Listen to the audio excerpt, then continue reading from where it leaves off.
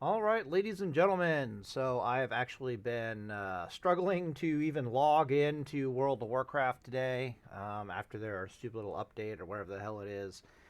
I don't know. I feel like Blizzard's just being inundated by bots right now, doing the whole chocolate box thing. And because I live in China, I might have also caught like some kind of I don't know. Anyways, I'll show you how bad trying to log into Classic World of Warcraft is for me right now. But this is basically what's causing me to make this video. I've been trying to actually get into the damn game for hours now, and it's just not working. So yeah, we'll just have that going on the side there really fast. But really why I'm making this video is a guy has basically asked me a question that in the process of responding to it, you can see the World of Warcraft down here. It's just not gonna work. Um, he said, I'll go watch that one. So basically, he's asking about what gear you need for like an era paladin type of a deal. And he brings up something or that I often hear in the comment section, which is he's asking about do I have to farm items like Blazefury Medallion, Black Grasp of the Destroyer, etc. for PvP? I happen to see in your comment under the video the proc rate of the item Storm Gauntlets, all that stuff in general. So I responded to that to the best of my ability, and the answer is the TLDR and all that is you don't need none of that stuff. But if you want to have a conversation about Blazefury Medallion and Black Grasp of the Destroyer and the Storm Gauntlets, and there's a couple other items that are like proc on hit effects. They do some weird stuff. So, for example, I know because I've tested it, Black Grasp of the Destroyer does not ×2 proc with Seal of Righteousness. Blazefury Medallion, however, I do believe the crits from Blazefury Medallion can crit or something, and it causes I don't even think it crits. So some of these items will crit and will help keep up your vengeance time on like your deep rat paladin. Other items will when they hit will proc have a chance to proc additional proc on hit effects. The most notorious one in my book and the most useful one in my book is Jeklik's Hammer. Do not be confused. We will not be able to do anything in this game. Do not get it fucking twisted. Here, let me just go over here and try to smelt some fucking ore. Yeah. Yeah. Don't get it twisted. It'll DC me here in a matter of seconds. So the Jeklik's hammer that you get from ZG has the 20% chance to proc on hit. Its procs can also proc additional Jeklik's procs, and the procs themselves also count as like additional melee attacks, I do believe, for the chance of procking like other crap. There's just some really weird mechanics behind the Jeklik's hammer procs, making Jeklik's hammer one of the highest DPSing weapons in the entire game. They can also proc like frost oils and shadow oils and shit like that. I think the procs off of Jeklik's hammer. But if we're talking about like a proc-centric build, we're typically talking about using a Jeklik's hammer. Like, hopefully you get where I'm going with this, right? So Blazefury Medallion has, proc on hit. Black Grasp of the Destroyers has an activatable on hit. Storm Gauntlets, I think, also has a proc on hit. There's a few other little proc on hit stuff that just happens in general. You start combining all that crap together and you get your hands on like a Jeklik's, for example, and I do believe it ends up being like some of the highest DPSing crap that you could put on your paladin in general. The reason why I'm not sure about any of this in general is because that's PvE nonsense. Drakova had all that gear and has tested most of that gear. And he basically reported back to me and said that, when I asked him, he basically said that none of that crap is worth the loss in stats. And I got up off my butt once upon a time and did some very quick math on it, and it very quickly came back that none of that is basically worth the loss in stats whatsoever. So the TLDR for PvP purposes is that you don't need any of that stuff.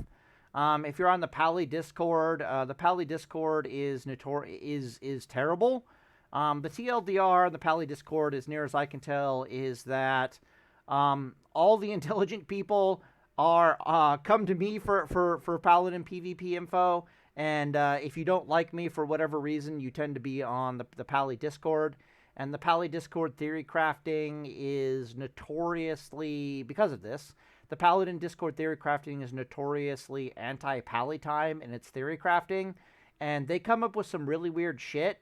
A lot of their PvE stuff is pretty decent. You'll get a decent PvE item come out of Pally Discord every now and then, but I have never once in all the years that I've done this had a good bit of info come out of the Pally Discord for PvP purposes. Oh, look, we're still here. Why is that a different color? That is weird. Let's see if we can smelt some stuff. Wouldn't that be nice? Wouldn't it be nice to be able to smelt some mithril bars? What else do I want to say here? Okay, so it is a terrible idea to try to gear your paladin in such a way for PvP. It's a terrible idea to gear your paladin for PvP in such a way that you focus almost entirely upon how much damage you can do as a paladin. And the reason for this has to do with where your damage even comes from as a paladin. One second, let me tell the dog to shut the hell up. Tomato, shut up! Alright, donezo. No dogs were harmed in the making of this video. Don't get it twisted. We're not here. We're not here right now. Like, we're not in this game. Blizzard doesn't like us anymore. What do I want to say? Okay, so the reason for this is Paladin as a class.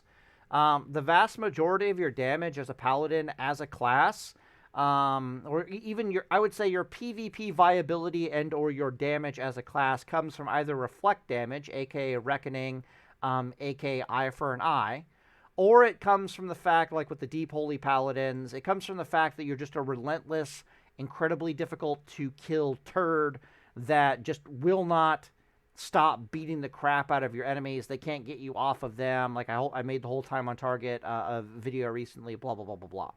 So the vast majority of our damage comes from us sitting on top of our enemies and putting auto attack after auto attack into them, or it comes from reflect damage or a combination of the two. So if you're a deep rat paladin, we're talking combination of the two. If you're like a holy shock eye, we're talking a combination of the two. If you're like a reckoning paladin, there's also going to be a combination of the two, but really it's about that that reflect damage and holy. Okay, I take it back. For every paladin build I can possibly think of for PvP, it's always a combination of the two. It's a combination of being an incredibly difficult to kill class, in conjunction with us sitting on top of our enemies for an extended period of time, in conjunction with our reflect damage capabilities. All right, cool. Are we cool with that?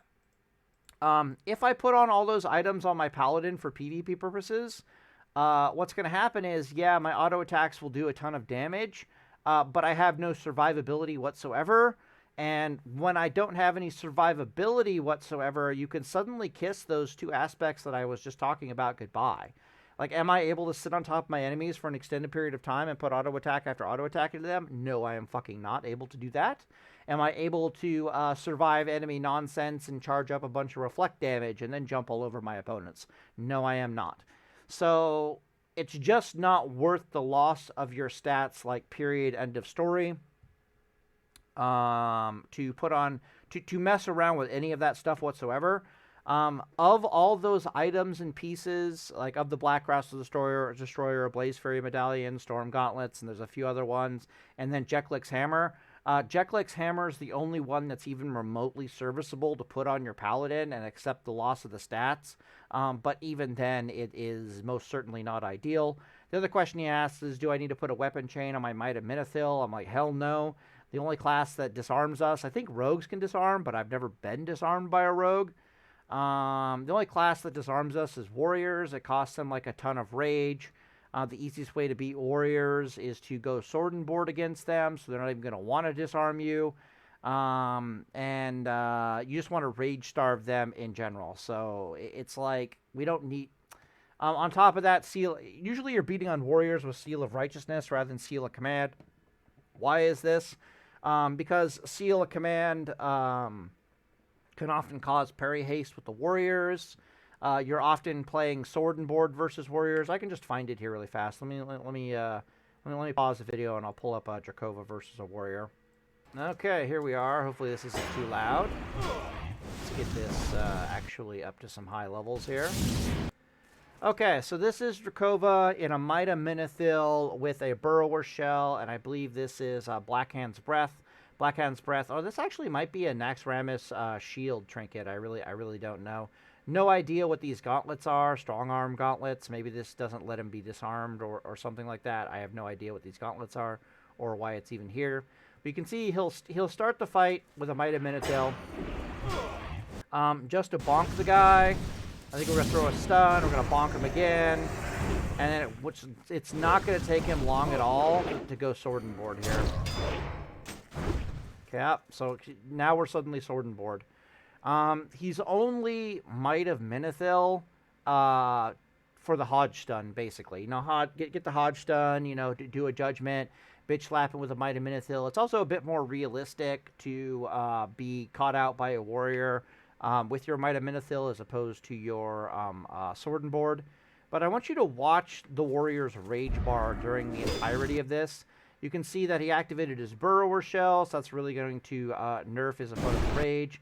His opponent doesn't have enough rage for a Mortal Strike, so the Burrower Shell is going to cuck his rage pretty hard there. The warrior has managed to stack up 3 Sunders on Drakova, which is not good. We don't like that. But, yeah, it's sword and board. He is using Seal of Command, however. The TLDR with Seal of Command is it's okay to use Seal of Command against warriors who are offensively geared. We can clearly see that this warrior is wearing a fair bit of, I want to say Avengers gear, you know, the Power Rangers gear set. So he is offensively geared. If you run into a warrior that's more prot geared, then Seal of Command becomes terrible and absolutely useless. You want to use Seal of Righteousness instead. But really, it's just about armor starving the warrior. Look how Mortal Strike is about to fall off. Okay, so we're free to heal now. Yeah. We're basically free to heal.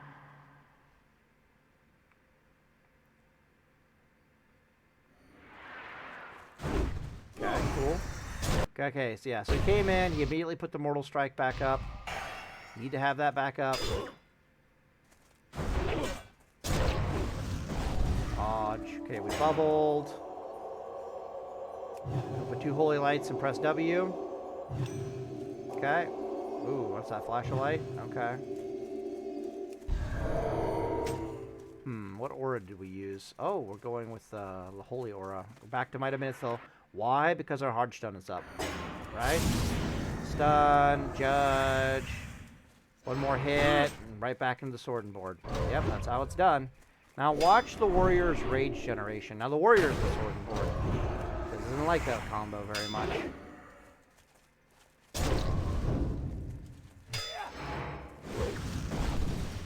Back to two-hander. Yeah. Is that Burrower Shell? Or is that... Oh, that's Arena Grand Master. Okay. Yeah. So you can see that the Rage Starvation is real. Mortal Strike is off. He really needs to reapply it, but he can't. Drakova is free to Holy Light himself right now, and there's nothing the warrior can do about it. He's just going to press the advantage and end it. But hopefully you can see how we don't really care about the disarms at all, because we're just not letting the warrior have anywhere near enough rage to effectively disarm us. Am I even in this game? No, I'm not. I'm still trying to fucking do some goddamn bars. Ugh, let's press the lockout button and see if it does anything. No, it does not. Okay, let's turn this off and do it over again. See if we can even... Yeah, so I woke up at like noon today, and I've been trying to fucking play World of Warcraft for over 5 hours now. I give up. I'm gonna go play some Civilization. I'm gonna go make a YouTube video apparently. Let me pause the video, and I'll actually show you what gear you wear in Era for the sake of argument. All right, let's see here. Hopefully this... Yep, okay, cool. Gear Planner, Paladin, Human. So we'll gear up the Human as an Era-geared Paladin. You're wielding some weird shit here, bro. Oh, I guess I geared the human up for the other one here. All right, let me pause the video and actually show you what gear to wear and why. Oh, yeah, just so we're clear, this is my login screen for World of Warcraft right now. Hooray! Oh, thank you. Yes, I know I don't exist. Thank you, Blizzard. That's very nice of you. Fuck off.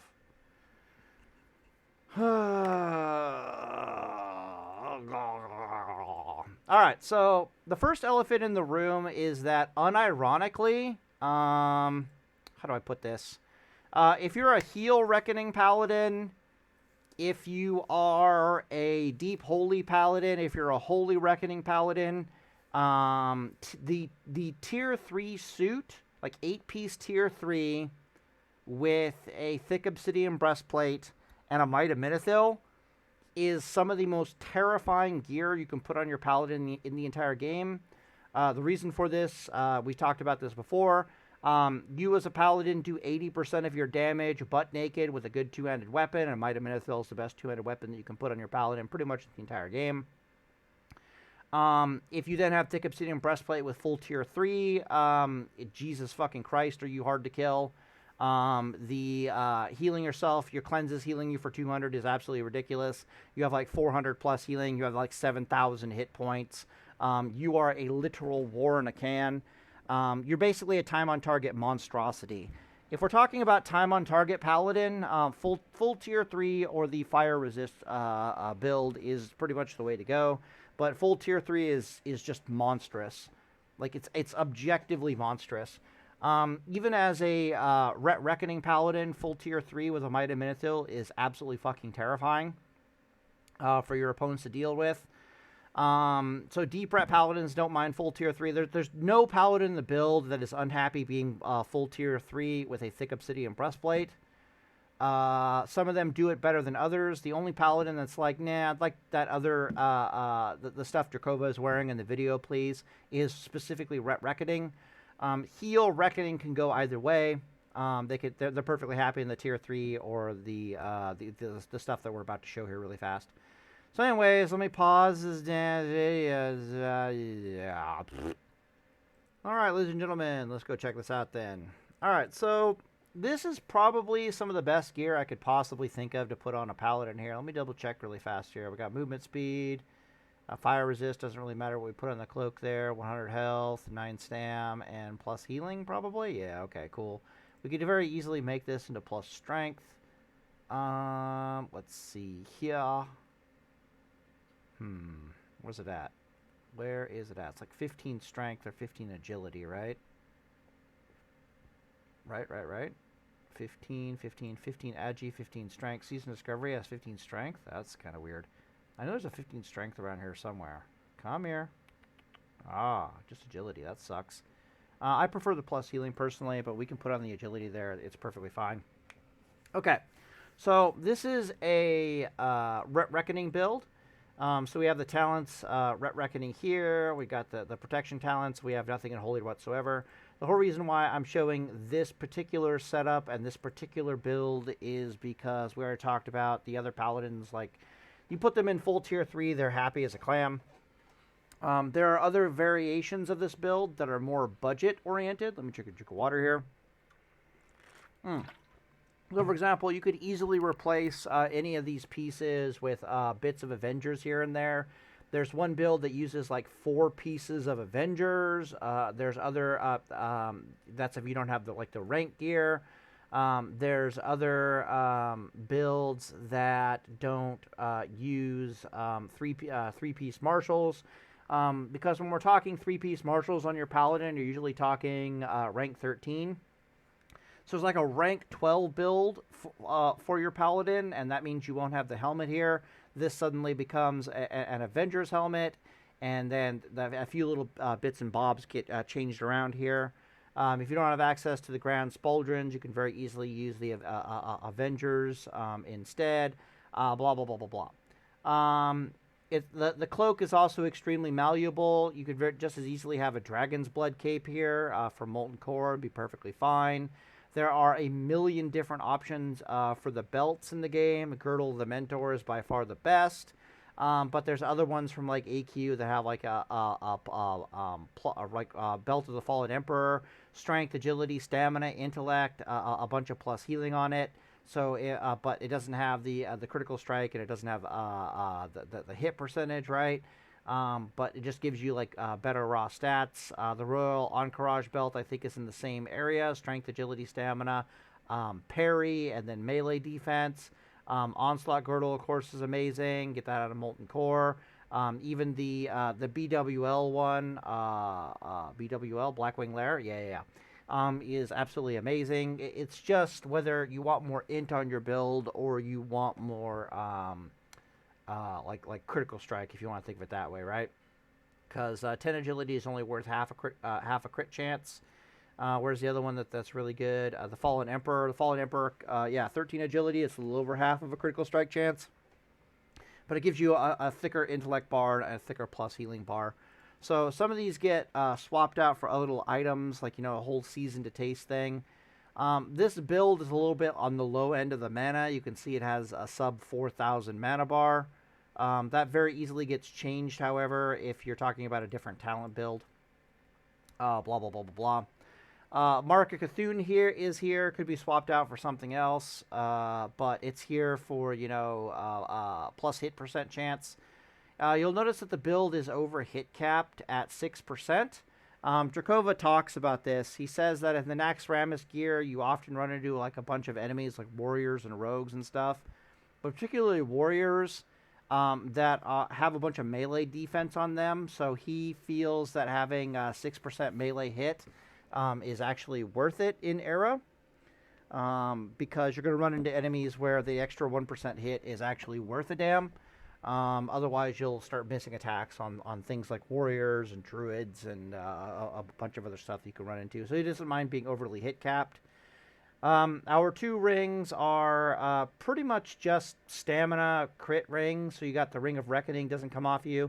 Could very easily replace this ring with something else if you want more stuff going on. The TLDR here, however, is if we take a step back and look at the bigger picture, what does Ret Reckoning want? Ret Reckoning wants to be at least 20% melee crit. You can see that we effectively have like a 21% melee crit. So we're already basically hit capped on this build. The only Paladin I know of that wants a higher melee crit than this is Deep Ret Paladin. So Deep Ret Paladin doesn't mind having like a 24% melee crit. But Deep Ret Paladins are also perfectly happy with a lower HP bar. The HP breakpoints for Era Paladins is between 5,400. That's your minimum breakpoint, to 5,800. That's your extremely high end breakpoint for your HP bars. This thing has over 5,800 HP with the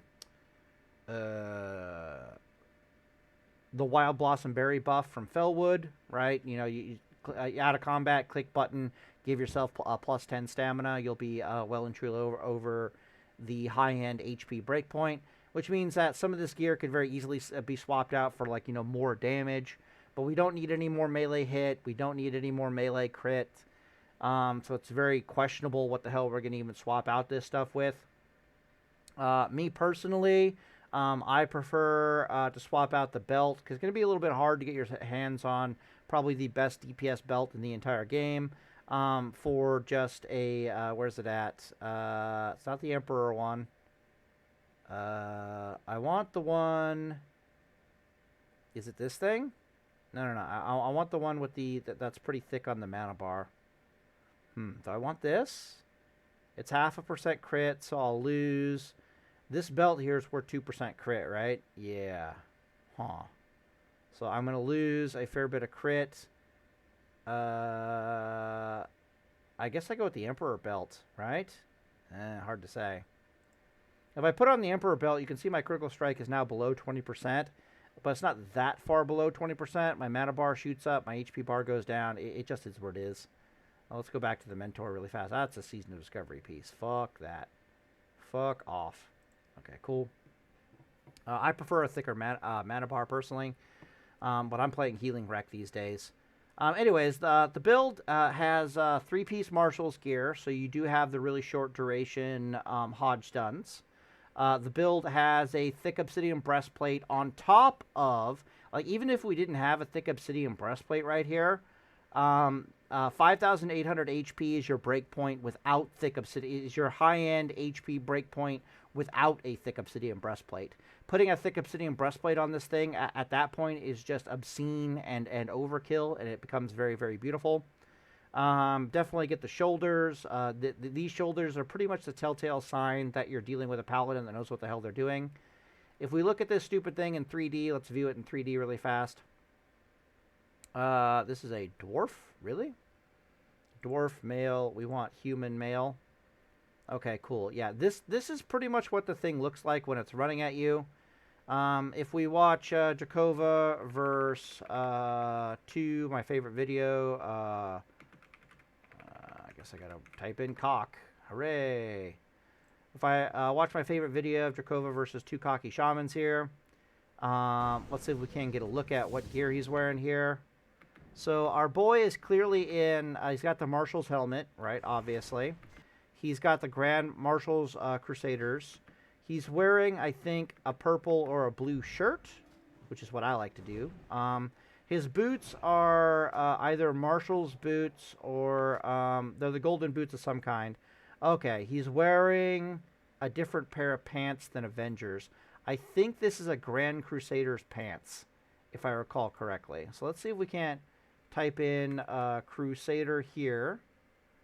Yeah, leggings of the Grand Crusader out of Naxxramas. Let's see here. Strength, stamina, intellect, damage and healing, and then critical strike by 2%. That's probably better than Avengers. Let me double check. Is it better than Avengers? Ooh. Yeah. Okay, so he's right. We're wearing the right pants there. Okay. Yeah, HP goes down a little bit. Melee crit goes up a little bit. Yeah, these are probably better pants if I'm really looking at it. No idea what cape he's wearing. Let's see is he even showing his cape? Let me check. No, he's like me. He doesn't like showing his cape. Okay, so I have no idea what cape he's wearing. But this is pretty much the rest of his gear, right? He's 100% wearing the probably the Marshall's boots, Marshall's gloves. He's definitely wearing Marshall's helm. Odds are it is 3-piece, because if we're rank 13, why the hell aren't we wearing 3-piece? If you continue watching the video, he definitely is wearing a thick obsidian breastplate. When you put a tabard over it, you know, it doesn't look anywhere near as janky. Okay, cool. But yeah, there's variations of this build that use more or less Avengers gear is basically what I'm trying to say here.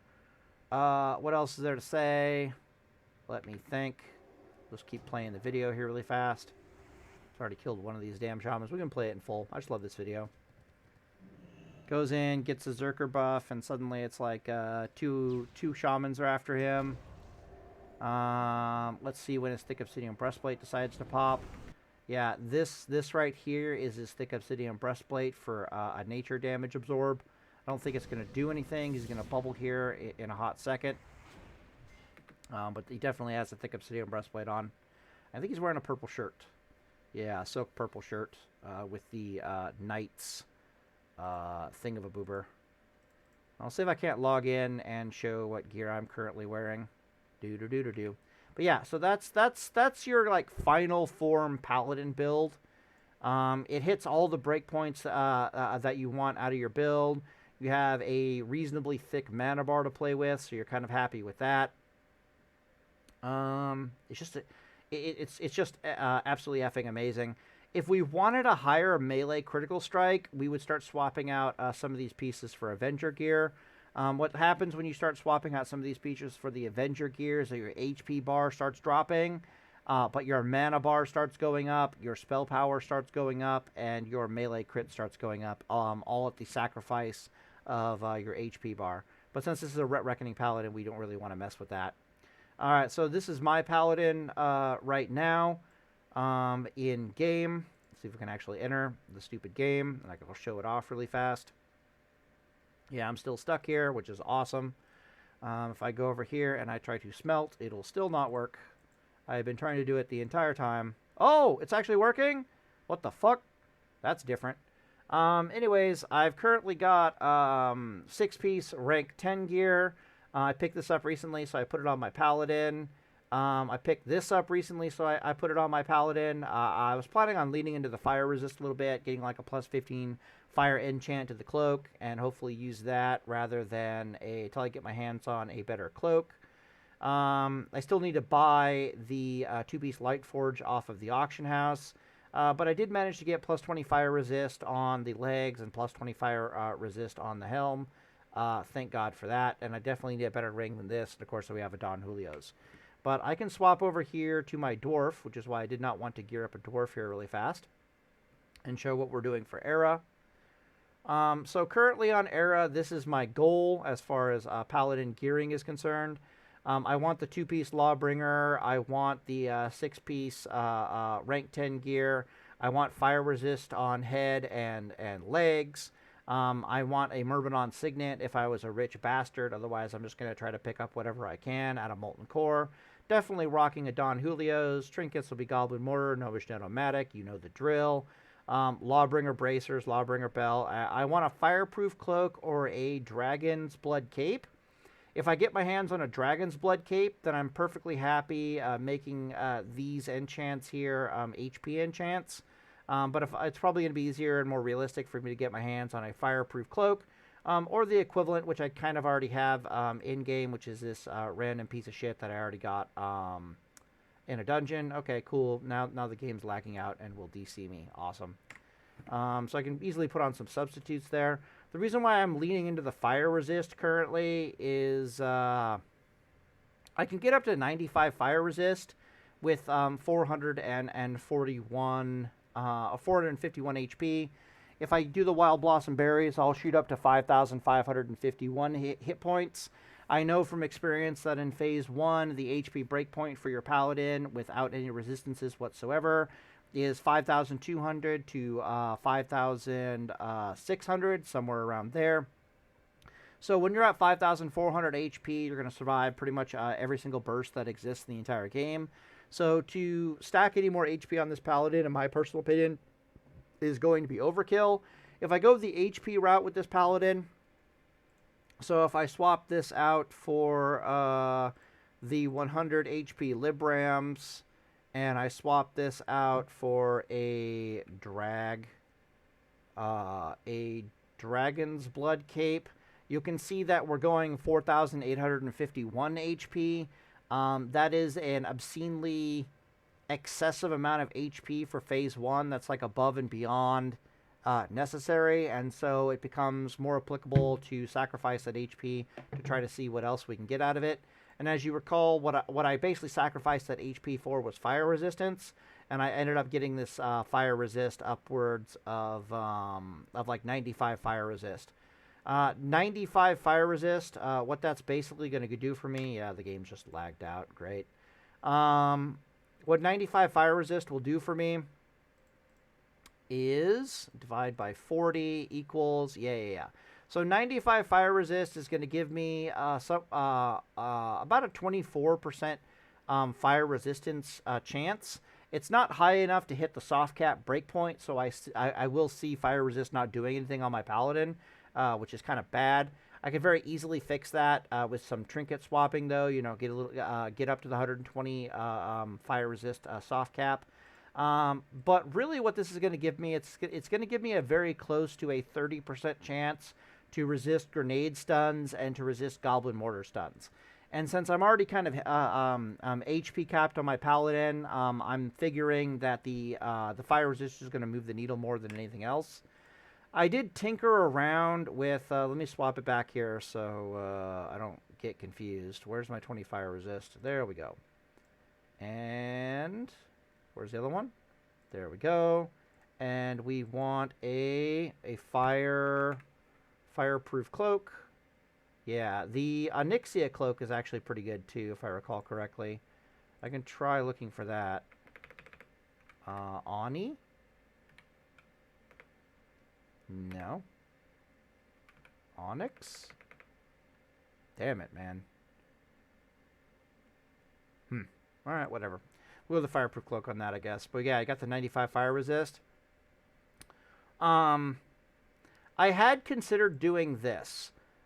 Going into the talent tree. Whoa, I was at a deep red paladin. That's weird. Okay, very odd. Because I'm doing Healing Reckoning right now. My build ends up being something like this. 4 points in there, and then get the 5 points in Readout, 3 here, 2 here. Get the 5 points in Toughness. Get the 3 points in the Improved Concentration Aura. 2 points in the Improved Hammer of Justice, and then the 5 points in the Reckoning. And then we're on over into the Ret tree. I like putting 2 points into here, but, you know, it's a season to taste thing with that. 4 points there, and the remaining 2 points go into Eye for an Eye, right? So we got our Healing Reckoning build. There are 2 Healing Reckoning builds, in my personal opinion. One of them is this, right? Where you have 3 to 5 points, or 3 to 4 points in Spiritual Focus. And then you have, the main difference here is, like, are we going 3 out of 3 Hammer of Justice, or are we going 2 out of 3 Hammer of Justice, right? Like, those are the options. This is what I'm currently rocking in the game right now. But I did consider stripping a point out of Reckoning and putting a point into Spiritual Focus. That way I don't need Improved Concentration Aura anymore. Let's just deal with that. So instead of it going Improved Concentration Aura, I'd be picking up like Kings. I'd probably put 1 point in Shield Specialization. But it only got 4 points in Reckoning. But what this would allow me to do is I'm no longer stuck using Improved Concentration Aura to heal myself. I can go whatever aura I want to heal myself, which just lets me suddenly go Fire Resist Aura, right? And that would cause me to have like 100 and close to 160 Fire Resist, 155 Fire Resist, which does put me in the soft cap of the Fire Resist, so I'm always taking at least 25% fire damage reduction. At that point, 155 Fire Resist, let's go check that out, 155 divided by 40 equals, times 10 equals, that'll give me a 39% chance to resist fire damage spells. But I have to add 5% to that to get the likelihood I'll resist grenade stuns and whatnot. I'll have a 44% chance to resist grenade and fire-based stuns. So like grenade and goblin mortar fire-based stuns at that point. The reason why I don't want to do this build, okay, here's my theory on this build as of right now. My theory on this build as of right now is that the superior build is the one that we already showed, right? Is the one that I actually have in game right now. Let's pull it up here really fast before the game just sees me out. Which is you do use Improved Concentration Aura. You do only have 2 points in Improved Hammer of Justice. You have 5 out of 5 Reckoning, and then we have our 4 points in the Spiritual Focus.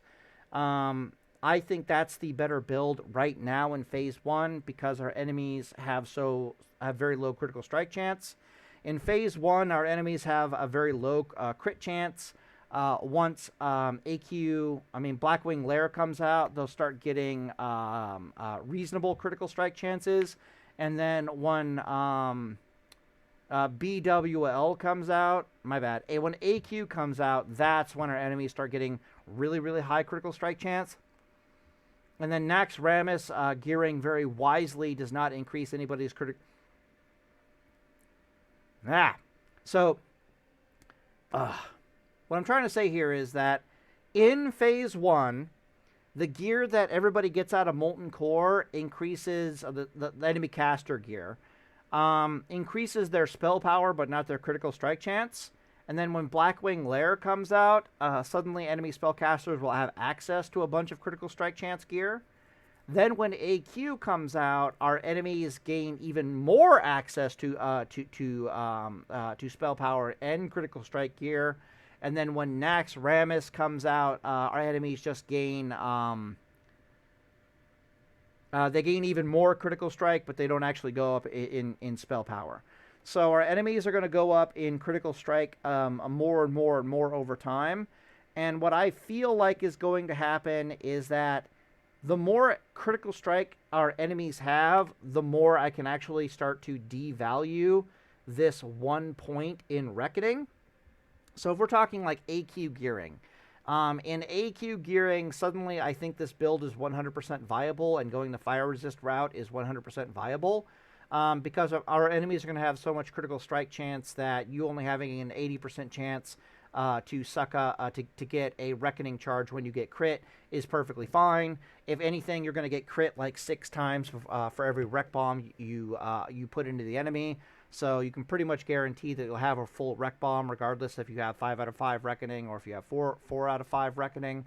So, but right now our enemy's melee critical, our spell critical strike and melee critical strike is so low that and enemy fire damage is also noticeably low, that I'm devaluing it that way, if that makes any sense.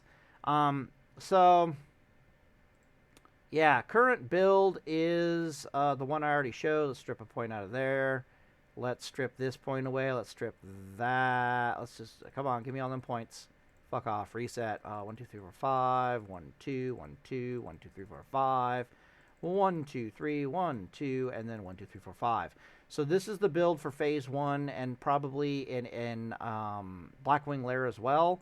But then, like, come AQ and beyond, both of them are noticeably viable. The only reason why I'm valuing Fire Resist right now is I can't really get my hands on any other stats. I wouldn't mind devaluing my HP if I could get my hands on some more melee crit. I wouldn't, but I've just decided the easiest route for me to go as far as gearing is concerned is to devalue that HP bar down from 5,800 to a more manageable 5,000, 4,500-ish. And then just to get like that, 30% chance to resist grenade and goblin mortar stuns. So anyways, hopefully this helps with the whole gearing thing. I could gear my weapons so that I had even more melee crit, but I think lifestealing is just better. Honestly, lifestealing is just, it's just really good. I don't know what to tell you. What is there to say here? No, I think that's all I have to say. Yeah. Oh, right. So as I said in the start of the video, all of that proc on hit this, proc on hit that, that's all PvE stuff. So what the hell were we originally talking about here? Right, like the Black Grasp of the Destroyer, the Blazefury Medallion, the Jeklik's Hammer, the Storm Gauntlets, all that proc on hit stuff that can proc additional stuff and whatnot, that's all PvE nonsense. Do not take that shit into PvP. The lethality of your Paladin in PvP is being an unkillable turd that sits on top of the enemy for an extended period of time, putting auto attack after auto attack into them, and they physically cannot get you off of them, which is why I'm valuing the fire resist over, say, like, critical strike or any other stat I could put on this, because I know the value of goblin mortars and grenades having a 30% chance to just whiff on their stun versus me. Lets me sit on my enemy for a very uncomfortable period of time and basically murder the crap out of them. And or the other is all the reflect damage that you're doing as a paladin. And these Heal Reckoning paladins are a double reflect damage build, right? We got 2 out of 2 eye for an eye. We have 5 out of 5 reckoning, and we have healing in combat. Absolutely beautiful, like, beautiful, beautiful, beautiful. So anyways, I'll end the video here. And Deus Vult, just know, and I could do that really fast. Let me pause the video, and we'll actually have a conversation about full tier 3 here really fast. Maybe I can just do it in real time. Has it logged me out of the game yet? No, but it still hasn't fucking smelted my bars. Adorable. Let's type in redem. And we'll just click on all the redemption options. Redemption. Just got to make sure I'm not clicking Season of Discovery. Redemption. Yep. Gonna do some redemption boots. You better believe it. We're gonna keep the thick obsidian breastplate. We are. Oh, this is something that needs to be talked about. Judgment bindings are your Abyss bindings for PvP. They are technically replaceable by other things if you can get your hands on some really high critical strike. As if you recall, that this build had 5,900 HP, somewhere around there, which is a little excessive on the HP front. You could very easily swap out the Judgment bindings for an extra critical strike chance or something like that. But if you recall correctly, we'd already hit all of our breakpoints, so it's like, what the hell? Judgment bindings are just amazing because they've got some strength, they got some intellect, they got some damage and healing. But really, it's the fact that it's the highest HP bracers you can possibly put on your paladin. And it's the bracers and the belt that don't synergize really with anything whatsoever. So that's why basically Judgment Bindings are there. But we're going to replace those with some Redemption, get some more Redemption going. I think that's almost all the Redemption bits. And then one of your rings ends up being a Redemption ring. And bada bing, bada boom, Tunic. Yeah, we don't need the Tunic. What are we talking about here? You get the 8 set bonus in this stupid thing. The 8 set bonus is really what makes this suit mentally challenged for your enemy. This is beat your enemies full retard style gearing. It's actually beautiful. 8 set bonus says your cleanse spell also heals the target for 200 HP. Absolutely fucking nuts. You'll notice that our HP bar up here is clinically insane. You would not take this build as a Reckoning Paladin whatsoever. So you're 100% going to have Divine Intellect. Let me just do the Healer Reckoning build here really fast, so you can see how terrifying this stupid thing is. I didn't look at the DPS of the other Paladin build. Oh well, whatever. If I recall, the DPS of the other Paladin build is like 150 or 140 DPS with like a 20% critical strike chance or something like that. What are we doing? Put 3 points here, 2 points here, 5 points here, and then we're getting our double reflect on. Yeah, we'll go with double judgment, even though I probably want the parry, honestly, at that point in the game. Put 4 points in here and 2 points over there. Okay, cool. Now let's go check out gear. You have a very thick mana bar, 5,300 mana. That is noticeably decent. Your HP bar is a metric shit ton of HP. You could very easily swap out some of these pieces for even better mana and a better HP, but not likely. You really prioritize a lot of the HP on all this gearing. When I said you had a 7,000 mana bar, that's kind of because you've got like a thick obsidian breastplate. You're just already sitting at 6k with your food buff, and you have the stupid redemption 8 set bonus with your cleanses. For all extents and purposes, playing a paladin, you've got like 7,000 HP bar. It is objectively insane. If we look at our melee crit, it is pretty low at 12%, but 12% is also something you don't really want to fuck with, especially on like a Reckoning Paladin build. You know, you can do this whole seal twisting thing. Our damage is very good at 13, what is that, 131, about 132 DPS. That's a pretty respectable amount of DPS. Like I said, you do about 80% of your damage just butt naked with a Might of Menethil, or with a good two-handed weapon, right? So this number would jump up to like 150, I do believe, or like closer to like 140 if we went back to the old Paladin build. But really what changes is it's not so much this damage number that changes, as it's the melee crit suddenly shoots up by like 10%, and that's where a lot of your bonus damage is coming from. But yeah, no, this thing is absolutely effing terrifying. You can make it even more terrifying. But this is why I'm saying that just full tier 3 is absolutely fucking disgusting. You have this thick HP bar. You have a thick mana bar. Your cleanses heal you. You can sit on top of your targets for an uncomfortable amount of time. You're this incredibly hard to kill turd. You can stop and heal yourself whenever you want to and cause all kinds of reflect damage. And it's not like your rec bombs are not actually lethal. They're not consistently lethal, but you have all the survivability you need to put rec bomb after rec bomb after rec bomb in the target until they fucking die. Yeah, so those are basically your two options. You can wear the all stats gear, or you can just go full, like, 8-piece redemption is 100% legitimate. You could very easily swap out, like, the Ring of Reckoning. You start picking away at this HP bar. Swap out the Ring of Reckoning. Swap out the Golden Hive Cloak. Swap out the Mark of Cthulhu. Our melee hit is actually really low, though, so I guess I wouldn't want to swap out the Mark of Cthulhu. Yeah, but you could very, very easily start chipping away at that HP bar to get slightly better stats. Let me do that right now really fast. We're going to come down here. We're going to pick up one of these Dragonflight Signets with a 1% hit chance. That's not bad. Okay, so I guess we're going with this because we get the crit. Yeah, we'll swap that out. Yeah, HP is a bit more manageable, but it's still at the break point. We are now hit capped Although missing a percent hit on this build isn't all that bad. It's just a good build. I don't know what the hell to tell you. Like tier 3 is just a war in a can. If you were doing Paladin versus Paladin combat for whatever reason, like in a serious duel tournament, or you just want to beat the shit out of your friends in Paladin versus Paladin, full tier 3 is actually BIS for Paladin versus Paladin combat, like unironically. The reason for this is because survivability just outscales damage. Just having the thicker mana bar. I don't even want to look at... Yeah, I forgot about this. The MP5 on this thing is fucking insane. Okay, yeah, I forgot. The big deal down here. Redemption Girdle, yeah. You'll notice that this thing has almost 400 plus healing. We can swap out this for the plus healing gear. I guess maybe I wouldn't even want to.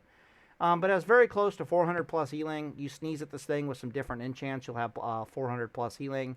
It's got 48 MP5, which is a ludicrous amount of MP5 on your Paladin. I think it's got like almost no spirit whatsoever, which is kind of weird. But no, it's just a war in a can. It's a war in a can. Anyway, so those are your builds. I'm going to end the video here, and Data's fault. Yeah, video.